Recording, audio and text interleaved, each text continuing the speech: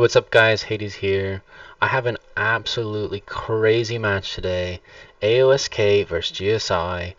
This was a bed killer. There was two of them this week, two really close matches. As I showed in a previous video, I made a tier list and I had HMB and GSI over Fury and AOSK.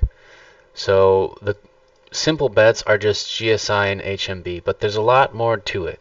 Some teams are better at adapting and evolving and growing, and both of these teams proved that they want to be better, that they want to get into a higher tier, into a list of a more elite company, right? So if we go back in the game, we're going to jump into this replay, and I'm going to live react to it. I know the result. We know the result. We've clicked it. We know what happened. We lost our bets or won our bets, right? But let's see what actually happens. I'm going to be teaching what the macro looks like in a game that's close, okay? So important things to note. GSI is red. They have 26 participants. AOSK is white with 29. So already off the bat, 3 extra people is a huge, huge advantage. When you're playing against an even tier team as you need every person you can get. 3 people can make a huge difference at a tower. We look at the towers. It looks like they ditched Tower 3 and the other team ditched Tower 1. So we have opposite ditches with a battle mid, except AOSK really went heavy in the middle. One defender. One at sun? Only one, surprisingly. And here we are. This is the variation.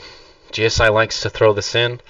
This is not I'm not a fan of this strategy in IB League, but it is a strategy that some people use. I'm going to speed this up.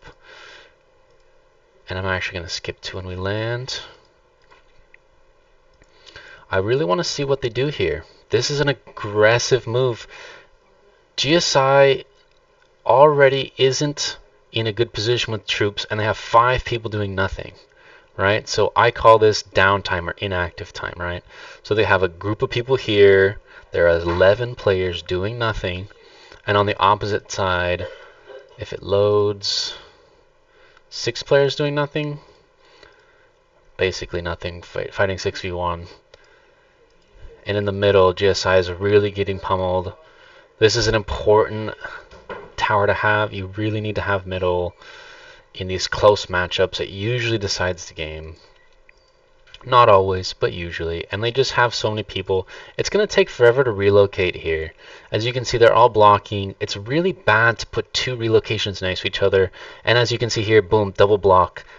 Do not put 2 relocations like this. This is a viewing bug, but these are 2 dead reloads that someone can cancel by themselves. This is huge error. But you can see these guys are desperately trying to get to the middle to help, because it's about to open in 1 minute, and if they don't get it, then this game's going to be really tough. AOSK already owns a tower, and they're going in the tower, which is strange, but maybe we have a little bit of bugs here. Who knows? Looking at the middle, Senku, great player, really helps carry this team. He scored very high in this match. He wants to be in front. He wants to be active. AOSK has been so aggressive here that they have the left side of the tower, and GSI is pushed down at the bottom. So you can see that a tower has 4 sides, right? A square has 4 sides. 1, 2, 3, and the 4th obviously is blocked by the picture. But AOSK has 1, 2, 3, 4, pretty much 5. He's missing a spot. 6, 7, 8 people touching the tower, and GSI only has 3. So in this position, AOSK is at a huge advantage. They should get the tower, and they do get the tower, right? They own the tower. They made a good play. They're a very solid team. Every team I rated is a solid team. They're all someone you're going to have to plan for no matter your rank. They're going to hurt you, and if they have some decent builds, they're going to be a threat no matter what.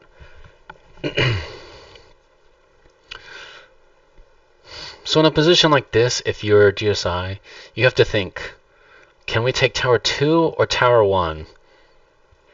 And is it possible? And can we still hold our towers?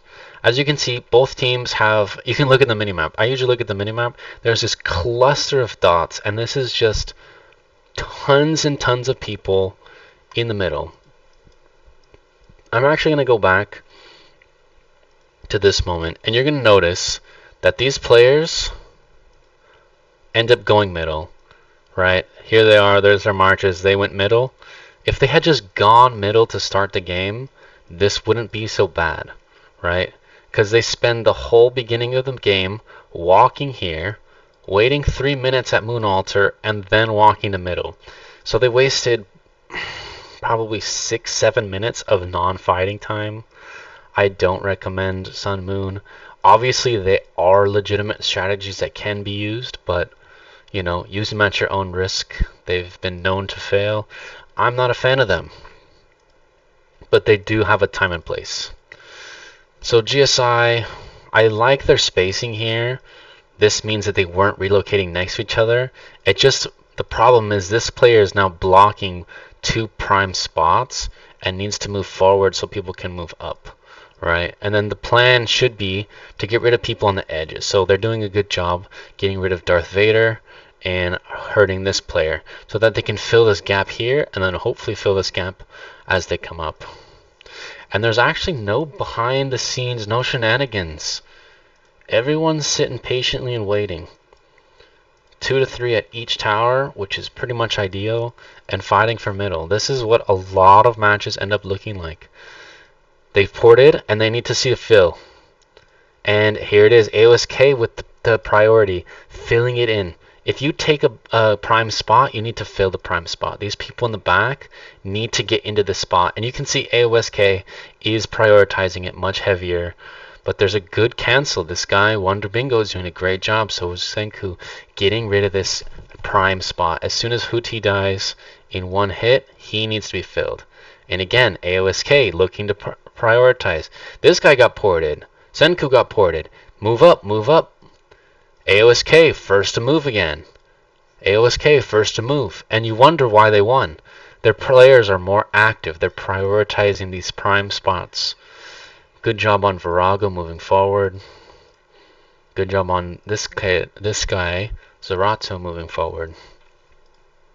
And the tower is just a bloodbath.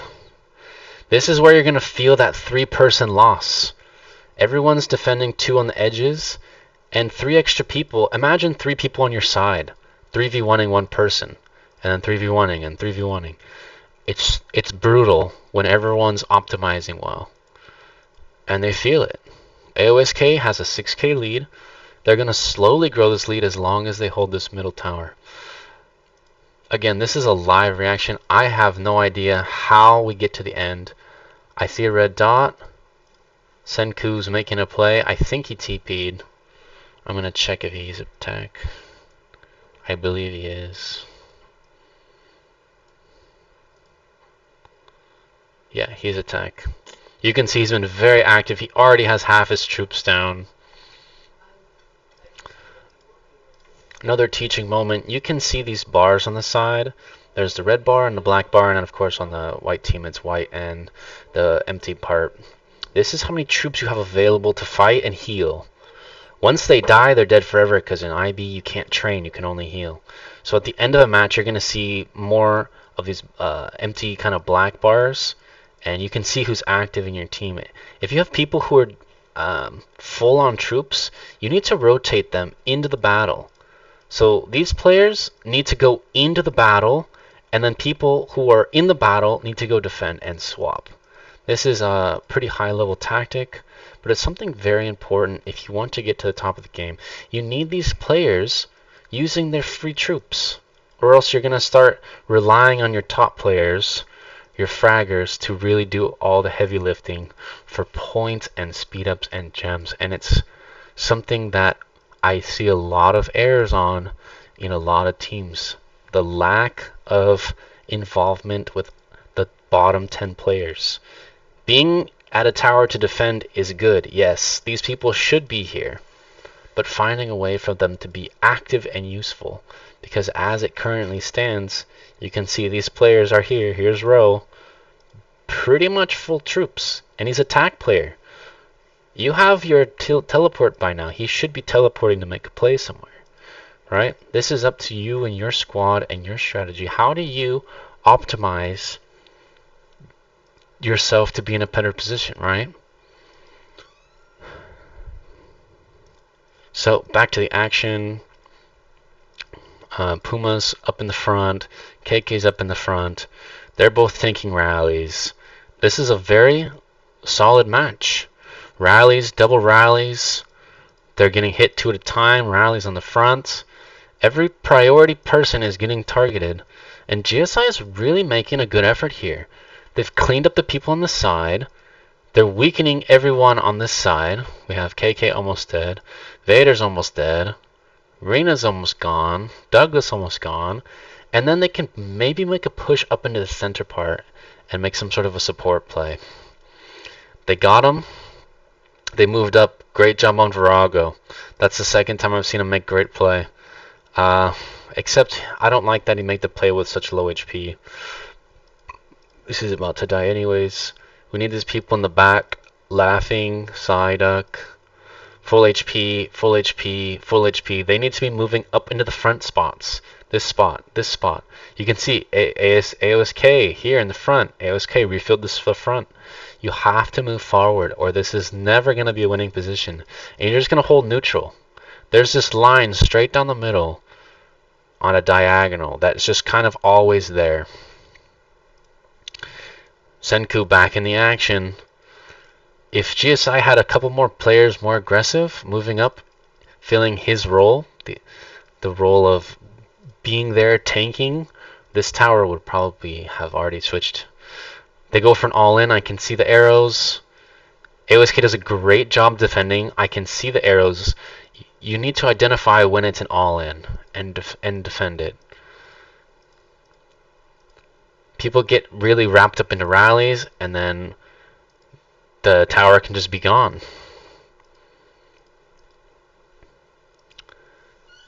And again, they're losing points slowly. They're just bleeding out. They really need to make a play on a tower. And here it is. A few to the back. 5 versus 2. Let's see if they can make it. This player's halfway. They have another one. It's looking like they're ditching mid a little bit. Yeah, they're never going to get this with these numbers and the failure to move forward and make an aggressive move. I see Rowe trading into Grimlock, looking like he's going to get a free tower. I'll come back to that one. Here we go with an all-in for GSI. Finally some action after 38 minutes. I would have liked to see some sort of rotation like this a long time ago. The recognition that the game was over was a little bit too late. They only have 20 minutes to recover. We needed to see something like this a long time ago. GSI has pulled some players back. Snorlax is here. It's a 2v2. They're going to have to battle that one out. And here's a clean win. This is a 7 versus 0. They're going to hold this. Oh, 9 versus 0. They're going to hold this for a significant amount of time. These 5 players in the base won't be enough to take it back. But GSI needs to hold this. Looks like they're getting a 3rd player. Looks like they're going to be fine. And here we go. This is the start of a comeback. Oh, really weak on this tower 4. They ditched it to try and get middle. Little desperate. These players are going to make it in. They're too far away. AOSK is still holding strong in the middle.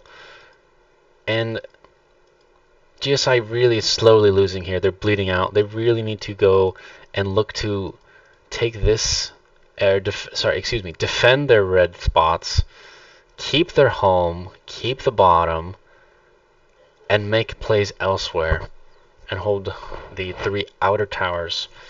But they need more time. Holding 3 outers is not enough point regain in the last minutes, and you're going to see that this probably means the death of them. Their play to take over Tower 2 was a little bit too late, and you can tell this 3 extra players really makes a difference. I've always said that a reliable player is more valuable than someone who will not show up, even if they might be the better player or the higher point scorer. But being on time, being reliable is super, super important. Someone who's willing to wake up at 2, 3, 4 a.m., even if they have work in the morning.